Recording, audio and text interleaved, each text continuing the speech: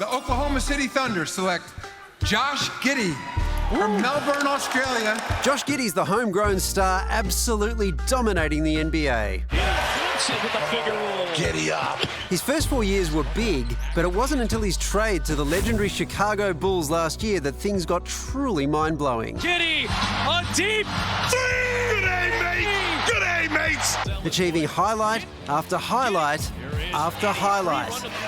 Giddey pull up the Good day, mate. Oh, Driving to man. watch it. Josh Giddey open for three. Oh, bang, bang, bang. All backed up by an impressive stat sheet, becoming one of only 3 players this season to record 1,000 points, 500 rebounds and 500 assists. Giddey, a big night tonight. It's 28 points and a triple-double. And of course, this insane half-court buzzer beater in the face of one of the game's greatest ever 2 players. seconds left. Giddey for the win. I cannot believe this. Elizabeth, I'm coming, baby. Oh, still such an incredible moment. Would you please welcome Josh Giddey?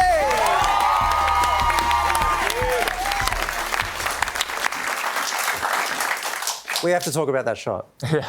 I mean, wow, like, how many times have you watched that back? Yeah, a lot. I've seen it a lot. And, you know, especially the night that it happened, because it happened in real time, you don't get to enjoy it as much. But after the game, I did sit down and watch it a fair few times. Did you know it was in as soon as it left your fingers? Yeah, I it feel did. good? And that's why I kind of walked and I held my follow through as I walked. And a funny story, I was actually walking right to my 2 best friends that were sitting in the crowd and I was walking directly at them as the shot was going in. So, Oh, wow. yeah, it was actually a really cool moment, but it felt good as soon as it left my hand, yeah. Was this the kind of thing you'd done? You know, like at school, there's always this incredible basketballer who does this from half court. Yeah. Were you that kid?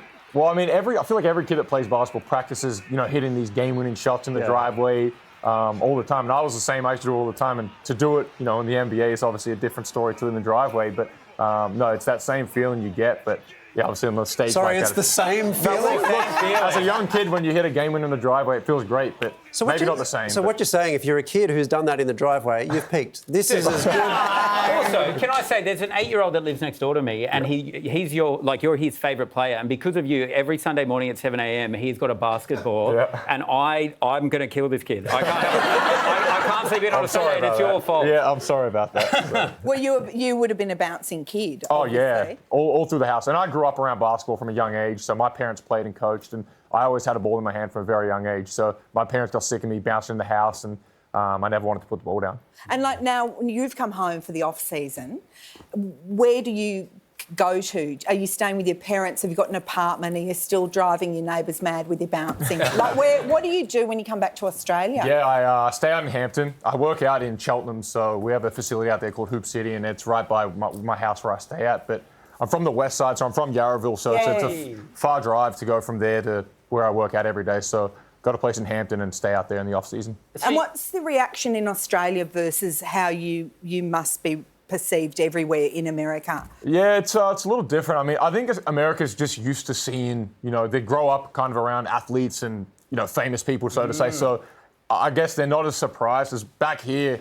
There's not as many, like, you know, I don't want to call myself like a global or worldwide known name or anything like that, but they don't get to see, you know, people from America as much because I'm only back here for a couple of months. And you're quite tall. Yeah, so Yeah. like, yeah, You can't tell, but we're actually the same height. You can't tell, yeah. How tall are you? 6'8". Did you ever consider becoming like, I don't know, an electrician or something like that? No, Or I was didn't. basketball always on the cards? Basketball was plan A, B, and C, so I'm glad it worked out. Did you play other sport? Like, did you play foot? You were a Melbourne boy. Did you play Aussie rules? Footy, cricket, basketball. I played tennis as a young kid as well. So I played it all. And when I got to probably 15, 16, I had to decide between footy and basketball, and I obviously chose basketball. Well, you could have been an AFL player, dude. You missed out. Trust me, I think about it all the time. Yeah, because like that salary cap's going up. I mean, you could What's it like? So you're like a Western Suburbs boy from Yarraville. Now you play in the NBA. It's like, you know, one of the biggest sporting things in the world. There's so many hoops and dazzle about it all. And you're playing next to like LeBron James, Steph Curry. Yeah. Is it surreal at all times, or do you actually get used to that?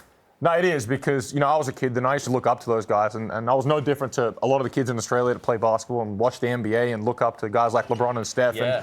And, you know, the first time I ever stepped on the floor with them, it's pretty surreal feeling. You know, you're a bit starstruck, but, you know, after a while, 3-4 years in, you start to get used to it and you're around it. You know, I played in Oklahoma with a guy that's probably going to win the MVP this year. So you're around superstars all the time and it is a cool feeling because I had a poster still in my house in Yarraville of, it's LeBron, Steph, Katie, all these guys were on my bedroom wall when I was a young kid. So it's a really cool feeling getting to play against them. Totally. Who was your team in NBA Jam? Did you ever play that? No, I didn't actually. No, I knew all about it, but I never actually played it. I was too busy playing. That's the real thing.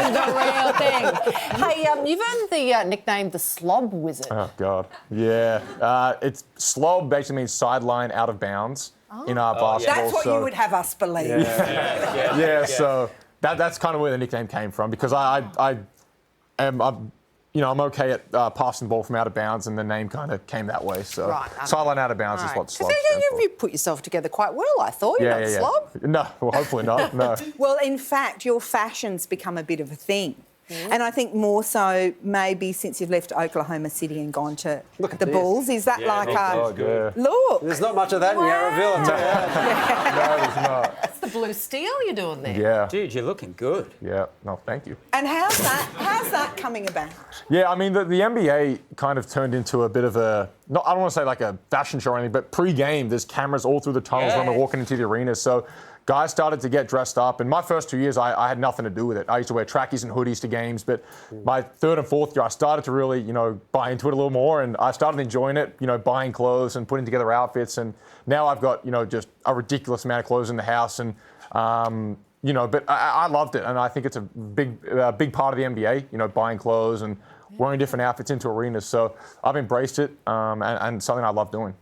Just quickly, before we let you get out of here, thank you for coming in. I always refer to the NBA as the poor man's NBL. That's kind of how I like to look at it. Is there a world where you could ever play in the NBL? Oh, I'd love to. I'd love to finish my career here. It's something I've always said, right from when I started my career in the NBL at 17 in Adelaide, and then when I'm hopefully at the end of my career done in the NBA, I'd love to come back here and finish it. And just even quicker before we go, LeBron or MJ? Who's your pick? Oh, MJ. I mean, with the Bulls, it's got to be MJ. Is it because you're with the Bulls you said that? Well, no. Like, I've always... I never got to see MJ play. He was before my time, so I've only ever grown up watching LeBron, so it's hard for me to compare the two, but as a Bulls guy, I've got to go with MJ. Thanks for coming in. We're giddy people. Yeah, we are. We're giddy gals. Josh Giddey, everyone.